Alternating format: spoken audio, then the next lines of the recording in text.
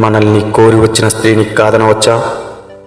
మగాడు ఏ స్త్రీనైనా బలవంతంగా తన వశం కావాలని ప్రయత్నించినా కోరుకున్నా అది పాపమే. అట్లే తనని కోరి వచ్చిన స్త్రీని కాదన్నా కూడా మగానికి పాపమే.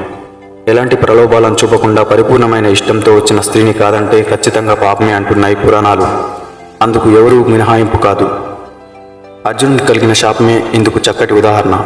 ఏంటి మధ్యలో అర్జునుడు ఎందుకు వచ్చాడు, శాపం ఏంటి అని ఆశ్చర్యపడుతున్నారా? దీని గురించి పెద్ద కథే ఉంది మహాభారతంలో.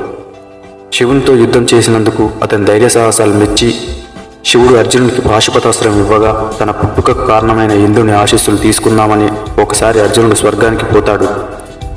ఇంద్రుడు పుత్రుని పరాక్రమానికి ఉబ్బి తబ్బిపై అతిథి మర్యాదలతో సత్కరించి విడిది ఏర్పాటు చేస్తాడు.